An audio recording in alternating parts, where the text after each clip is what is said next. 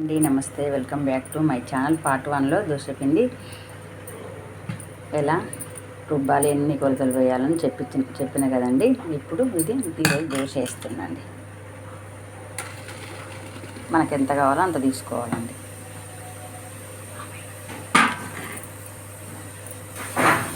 ఉప్పు వేసుకోవాలండి, కొండాలు ఒక అర స్పూన్ అంతా జీలకర్రకి నలిసి వేసుకోవాలండి. దీంట్లో మనకి బ్యాటర్కి తగ్గట్టుగా వాటర్ వేసుకుంటే కొంచెం వాటర్ వేసుకోవాలండి. ఇంక వాటర్ పోసుకోవాలండి. మంచిగా కలుపుకోవాలి. దోశ సూపర్ వస్తుందండి.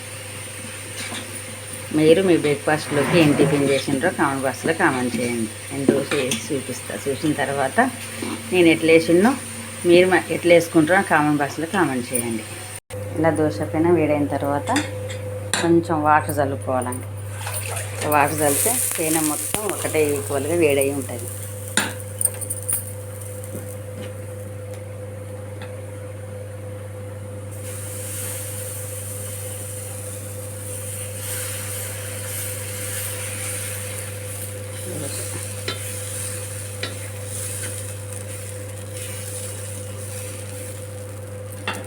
పల్సగా ఇలా వేసుకోవాలి.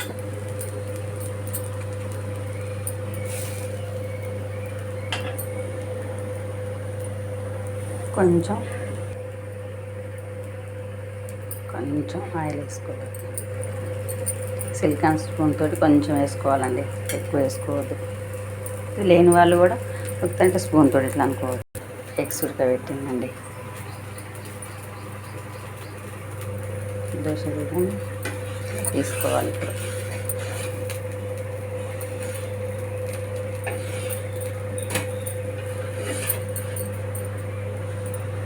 దోశ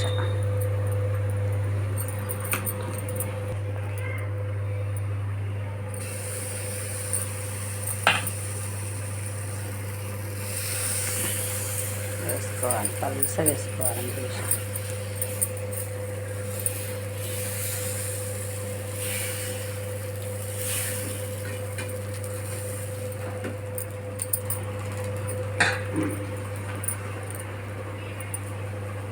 దోశ కొంచెం ఆయిల్ వేసుకోవాలి.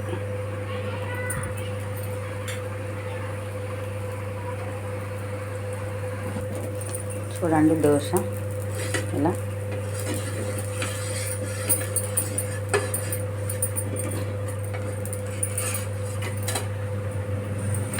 కాల్చుకోవాలి.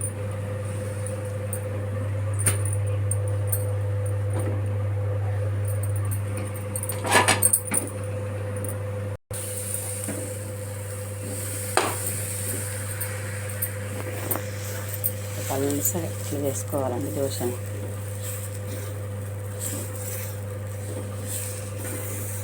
గంట పోస్తే సరిపోతుంది.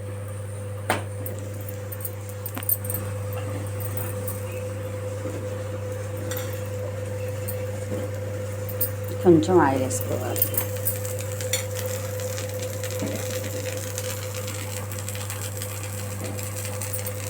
దోశ కాంబినేషన్ సొరకాయ పల్లీల చట్నీ అండి. పార్ట్ 1లో చూపించిన నేను వేసి చూసిన.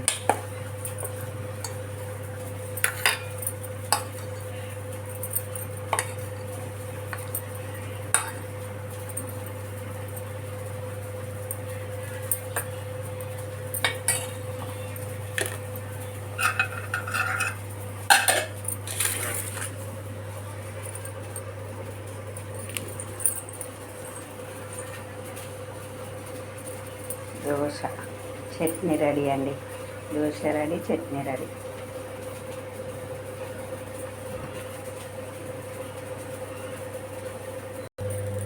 చూడండి దోశ ఇలా మనకి ఎర్రగా కావాలంటే ఎర్ర కూడా కాల్చుకోవచ్చు.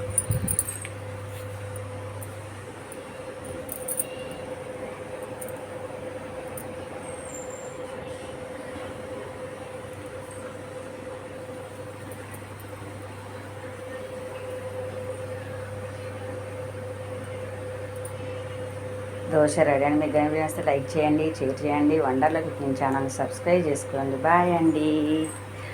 చూడండి దోశ కరకర ఎంత బాగుందో.